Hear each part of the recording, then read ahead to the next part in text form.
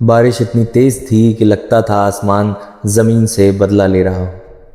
और उसी पानी से भरी अंधेरी गली में एक छोटा सा लड़का छाती तक डूबा खड़ा था। लेकिन वो अपनी जान बचाने की कोशिश नहीं कर रहा था, वो किसी और को बचाने के लिए आगे बढ़ रहा था। क्योंकि उस रात पहली बार उसे किसी की आवाज़ आई थी जो उससे भी ज़्यादा अकेली थी। नमस्कार, मेरा नाम करुणाकर दुबे है। स्वागत है आपका हमारे चैनल में। दिल्ली की उस तंग और सुनसान पिछली गली में जहां आम दिनों में भी लोग जल्दी कदम बढ़ाकर निकल जाते थे, उस रात पानी नालियों से उफन कर बाहर फैल चुका था। बिजली की चमक हर कुछ सेकंड बाद आसमान को चीरती और फिर सब कुछ काले अंधेरे में डूब जाता।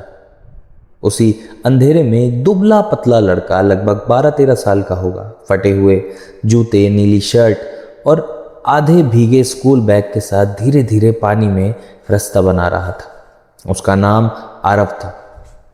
उसके पास घर नहीं था, परिवार भी नहीं था, और उस रात तक उसे लगता था कि दुनिया में कोई उसका अपना नहीं है। आरव पिछले 3 साल से सड़कों पर रह रहा था। कभी मंदिर के बाहर सोता, कभी बस स्टैंड के कोने में। लोगों के बचे हुए खाने से अपना पेट भरता और दिन में कभी कभी छोटी मोटी मदद करके कुछ रुपए कमा लेता। उसने बहुत पहले सीख लिया था कि इस शहर में रोने के लिए कोई नहीं रुकता और मदद मांगने से कोई भी नहीं आता। इसलिए उसने रोना भी छोड़ दिया था। लेकिन उस रात उसे एक ऐसी आवाज सुनाई दी। पहले तो उसे लगा कि शायद हवा की आवाज। फिर वो आवाज फिर आई, एक धीमी कांपती हुई कर्राहने की आवाज, जैसे कोई दर्द से सिसक रहा हो। आरव रुक गया। उसने गर्दन घुमाकर चारों तरफ देखा। चारों तरफ सिर्फ पानी था, टूटी दीवारें थी और अंधेरा था। फिर अचानक बिजली चमकी और उसी चमक में उसने देखा कि नाले की लोहे की जाली के पास कुछ हिल रहा है। वो धीरे से आगे बढ़ा। पानी अब उसकी कमर से ऊपर जा चुका था। हर कदम पर उसे डर लग रहा था कि कहीं पैर किसी गड्ढे में ना चला जाए। लेकिन वो आवाज फिर आई, और इस बार वो आवाज साफ थी। कू कू। एक छोटा सा पिल्ला, पूरा भीगा हुआ, कांपता हुआ। उसका पिछला पैर जाली में फंसा हुआ था। आरव कुछ सेकंड तक उसे देखता रहा। उसकी आंखें उस पिल्ले की आंखों से जा मिली और उस पल कुछ अजीब सा हो गया। उस पिल्ले की आंखों में डर था, वही डर जो कभी आरव की आंखों में हुआ करता था जब उसे पहली बार घर से बाहर निकाला गया। तब वो पीछे मुड़ सकता था, अपनी जान बचाकर किसी ऊंची जगह पर जा सकता था, लेकिन उसके पैर वहीं जम गए। डर मत तू, मैं हूं, उसने धीरे से कहा, जैसे खुद को भी समझा रहा। पानी और तेजी से बढ़ रहा था। गली के कोने से बहता हुआ पानी अब छोटे छोटे बवंडर बना रहा था। अगर वो कहीं खड़ा रहता तो कुछ ही मिनटों में पानी उसकी गर्दन तक पहुंच जाता। लेकिन पिल्ला जाली में बुरी तरह फंसा था। वो छटपटा रहा था और हर कोशिश में और ज्यादा घायल हो रहा था। आरव ने हाथ को आगे बढ़ाया। पानी इतना ठंडा था कि उसकी उंगलियां सुन्न होने लगी। उसने जाली पकड़कर खींचने की कोशिश की। जाली जरा भी नहीं हिली। तभी अचानक एक तेज लहर आई और वो लगभग गिर ही पड़ा। उसने दीवार पकड़कर खुद को संभाला। अब उसके पास 2 ही रास्ते थे, या तो वो भाग जाए या फिर कोशिश करता रहे। उसने दांत भींच लिए। तुझे छोड़कर नहीं जाऊंगा, उसने फुसफुसा कर कहा। तभी उसके पास ही पड़ा हुआ एक टूटा हुआ लोहे का डंडा उसे दिखा। उसने उसे उठाया और फिर पूरी ताकत से जाली के बीच में फंसा दिया। 2 बार कोशिश की, कुछ नहीं हुआ। तीसरी बार उसने पूरी ताकत लगा दी। उसके हाथ कांप रहे थे, शरीर ठंड से सुन्न हो रहा था। लेकिन अचानक जाली थोड़ी सी हिली। उसी वक्त बिजली फिर चमकी। उसने देखा कि पानी अब उसकी छाती तक पहुंच चुका था।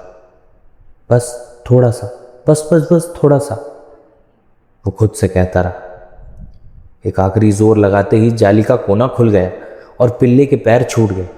लेकिन जैसे ही पिल्ला आज़ाद हुआ, पानी के तेज बहाव ने दोनों को बहाकर नीचे की तरफ खींचना चालू कर दिया। आरव का संतुलन बिगड़ गया। उसने दीवार पकड़ने की कोशिश की, लेकिन हाथ फिसल गया।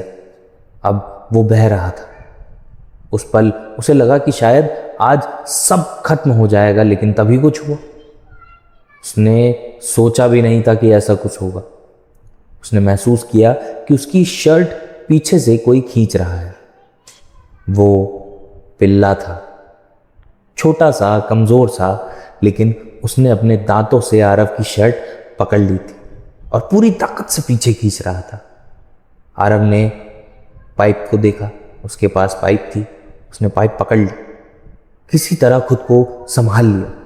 कुछ सेकंड बाद दोनों दीवार के सहारे टिक गए, हाफते हुए, कांपते हुए, लेकिन जिंदा। आरव ने पहली बार मुस्कुराने की कोशिश की। तू भी जिद्दी है मेरी तरह, उसने कहा। उसने पिल्ले को अपनी छाती से लगा लिया। उस छोटे से शरीर की गर्मी से पहली बार किसी ने अपने तरह की गर्मी महसूस करी थी। लेकिन तभी उसकी नज़र पिल्ले के गले में बंधे एक पुराने लाल कपड़े पर पड़ी। उस कपड़े पर कुछ लिपटा हुआ था। उसने धीरे से उसे खोला। अंदर एक छोटा सा कागज था। उस पर लिखा था कि अगर ये पिल्ला किसी को मिले तो कृपया करके इसे बचा लेना। इसका नाम शेरू। इसका मालिक अब वापस नहीं आएगा। आरव कुछ सेकंड तक उस कागज को देखता रहा। वापस नहीं आएगा, ये शब्द उसके दिल में कहीं गहराई तक उतर गए। लेकिन कहानी यहीं खत्म नहीं हुई। जैसे ही वो आगे बढ़ने लगा, अचानक उसके पीछे से किसी के कदमों की आवाज सुनाई दी। उसने मुड़कर देखा। गली के कोने पर 2 आदमी खड़े थे। उनके हाथों में टॉर्च थी। वही लड़का।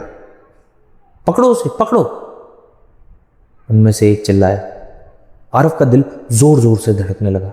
उसे याद आया कि कुछ दिन पहले उसने गलती से उन लोगों को किसी के बच्चे को जबरदस्ती गाड़ी में बिठाते हुए देख लिया था। शायद उन्होंने भी उसे देख लिया था, तभी से वे उसे ढूंढ रहे थे। अब वो सिर्फ पानी से नहीं, इंसानों से भी भाग रहा था। उसने शेरू को कसकर पकड़ लिया और दूसरी तरफ भागने लगा। पानी अब कमर तक आ गया था, लेकिन गली बहुत लंबी थी। पीछे से टॉर्च की रोशनी पास आती जा रही थी। रुक जा, रुक जा, आवाज आई। लेकिन वो नहीं रुका। भागते भागते अचानक उसका पैर फिसला और वो गिर गया। शेरू उसके हाथ से छूटकर आगे भागा और फिर अचानक रुक गया। वो वापस लौटा। उसने भौंकना शुरू किया, तेज भौंकना शुरू किया, लगातार भौंकना शुरू किया, जोर जोर से भौंकना शुरू किया।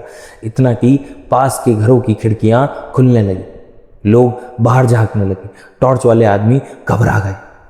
चल भाग यहां से, चल भाग, चल भाग, उनमें से एक बोला, और दोनों अंधेरे में गायब हो गए।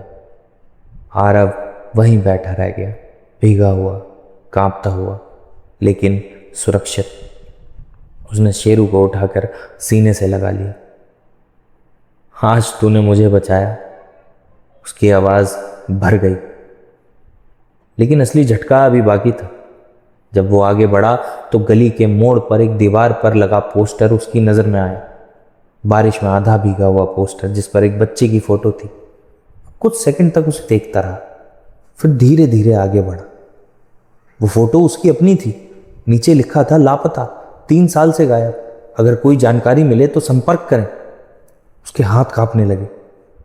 मतलब कोई अभी भी उसे ढूंढ रहा था, कोई अभी भी उसका इंतजार कर रहा था।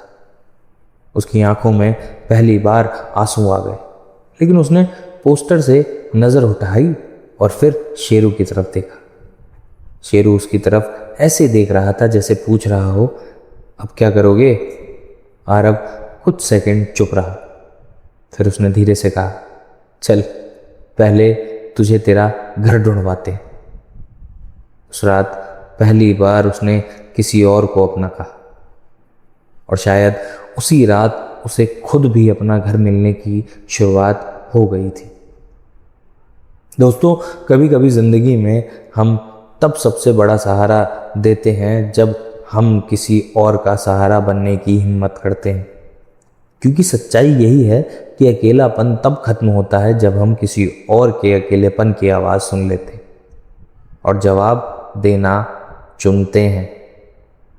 अगर आपने ये कहानी यहाँ तक सुनी तो प्लीज़ लाइक और सब्सक्राइब ज़रूर करें। ऐसी ही कहानियाँ सुनने के लिए हमारे चैनल को विज़िट करें। धन्यवाद।